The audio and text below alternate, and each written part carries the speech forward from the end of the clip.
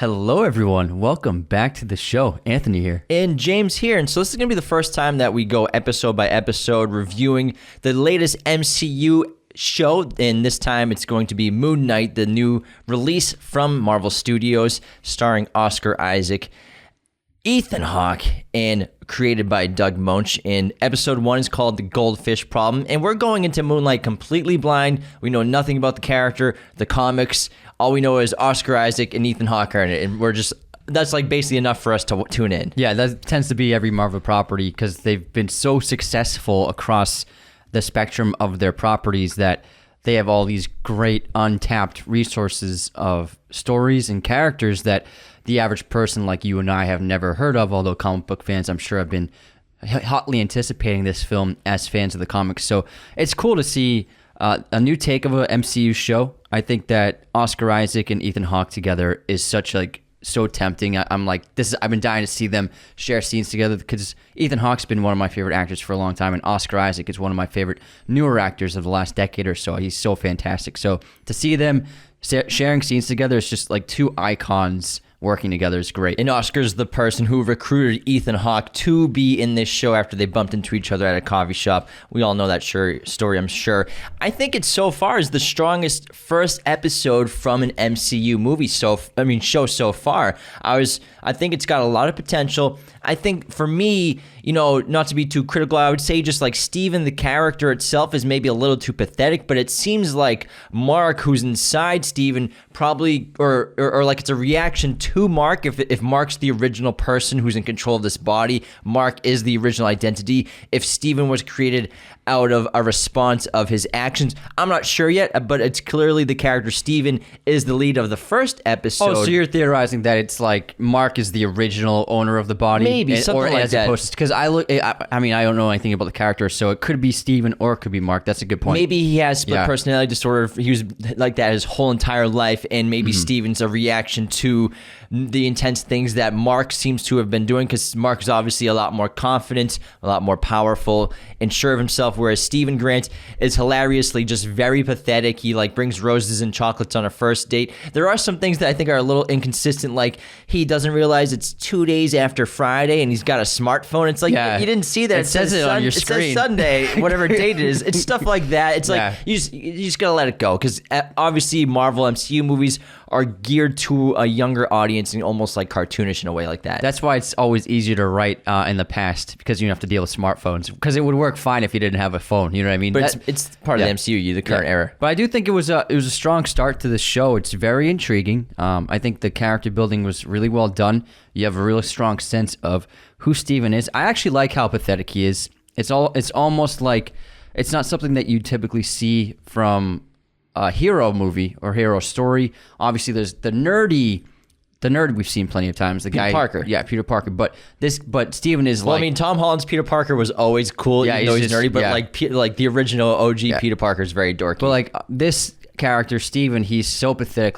Like you said, that the only things and people he socializes with are his goldfish and a guy who what do you call those human people? statues? Human statues who can't respond to him. So that's how out of the ordinary and antisocial and strange he is. Like it's so hard for him to make friends. So I think that Oscar Isaac, this role must be a dream for him to characterize 3 different personalities and be able to be a superhero at the same time. I'm sure it was so enticing for him, and his accent is amazing. It's a really great London sounds accent. like he's British, because it's interesting it's how a specific accent, how well English, Scottish, and Irish actors and Australian actors do an American accent so well, but it's kind of harder for American actors to pull off an accent from Europe or Australia effectively and believably. But I think it's really, really good.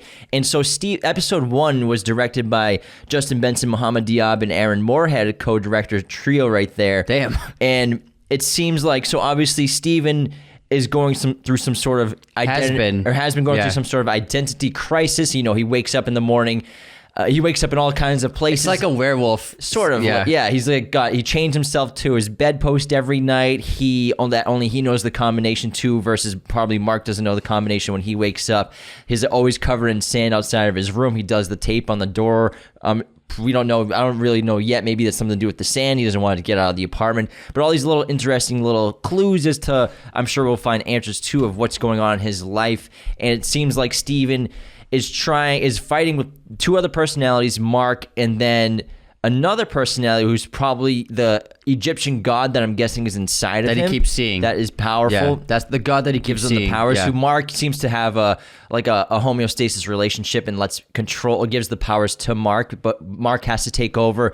But it seems like it's a unconscious battle for the identity of the body. And what's interesting about the take for this first episode is we're seeing everything through Steven's perspective. Everything happens through his perspective, hence he blacks out when Mark takes over. That's why he keeps waking up in these predicaments and waking up in places he doesn't remember when Mark goes on his missions doing whatever he's up to.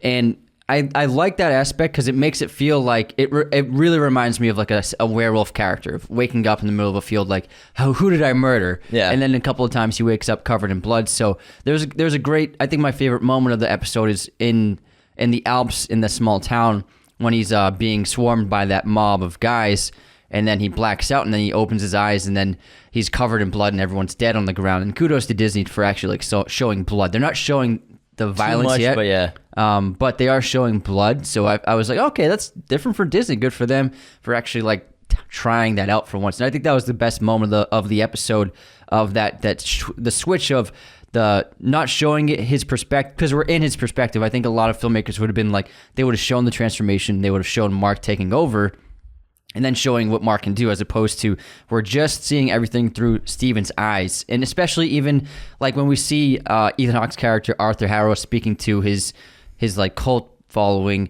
we're seeing it from within the crowd of Mark's POV, of Steven's POV, rather than like all the camera work is just on Ethan Hawke and the actor and actress.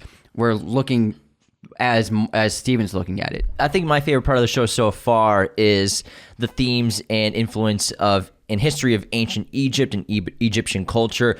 We've always been fascinated by Egyptian culture, and we were huge fans. Kids growing up, like doing social studies, that was always my favorite subject in school, was covering ancient cultures in ancient Egypt. We had our own canopic jars when we were kids, so we were huge on Egypt lore and stuff like that. So I love that Steven is passionate about Egypt, and obviously the gods involved and the powers involved had to do with Egyptian gods, which is really cool and fascinating.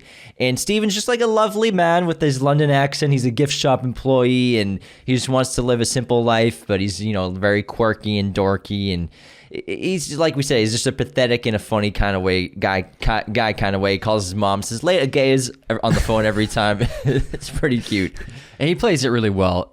But there are a couple things that did stand out to me that they could do better on. I think that the CGI was pretty noticeable at times. That's the biggest con to the show, is the CGI. Because the first couple shots, I was like, okay, it is what it is. But then during the major action set pieces, especially that chase through the windy roads of the hills of the Alps, like everything was CGI, and it didn't look very good. It looked like sci-fi level CGI at times. And if you like have when a 4K, when the trees hit the cars, and I was like, that's completely animated. So I think that a weakness to the show is they're not putting either the money or the time into making the CGI look realistic and photorealistic. Yeah, if you have a 4K TV especially, it's very noticeable. So it showed up and we were just like, oh, it's that was cringing. Kind of cringe. It works really well when it's just a supplemental CGI part to a shot, like in the background, like you see like the little Anubis, town. the Anubis dog during the museum scene isn't that bad.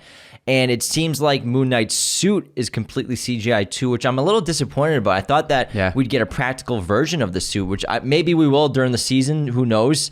But I think it's just kind of a miss to not make an actual practical suit to have Oscar Isaac wear on set. I didn't realize it until they released the final trailer like a week ago, and I watched it, and then I pointed out to you right away. I was like, I watched the trailer, and it looks like the suit is going to be entirely CGI throughout the show, because there was several different shots and scenes of the suit, and I could tell immediately it was CGI and animated. So, but maybe they'll have other shots and setups where it's actual stuntman or Oscar Isaac in an actual practical suit, but I'm not sure if it's going to be practical at all in terms of what it looks like. And I think it's I think it's the coolest looking superhero suit that I've seen in maybe ever. It's really badass. I think it's really cool. And so to not actually see the fabrics and the textures and the layers in reality, that kind of takes me out of it. So it was just one shot so far in this opening. Nice little tease. That finale. So, and that was clearly CGI, but it looks pretty good.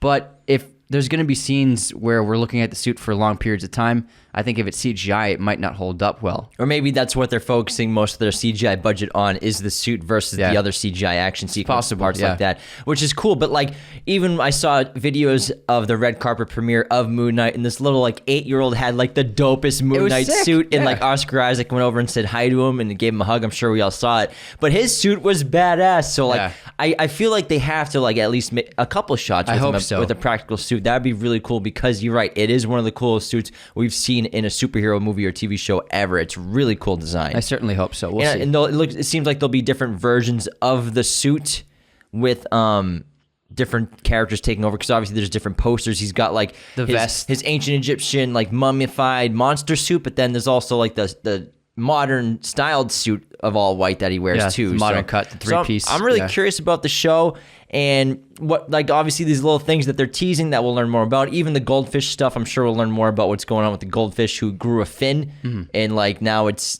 got 2 fins. Oh no, I think it's Mark replaced the goldfish with. I think his goldfish died, then Mark replaced it so that Steven wouldn't notice. Okay, you're right. Yeah. Thanks for clearing that up. It's hard to follow. I know. I got you back. It's all over the place. He's waking up. He's waking up on the bus, which is funny. He's like, ah. Everyone's Oscar Isaac's a great actor. Yeah, I mean, he carries it. Seems like he's having a blast doing it, and so I'm pretty excited to see more of the show. Again, I think it's the best first episode we've had for an MCU show so far, and we'll do another review next week as soon as episode 2 drops. So hopefully we see more Mark and more Moon Knight. All right. Very curious. Yeah, me too. All right. Take care, everybody. Goodbye.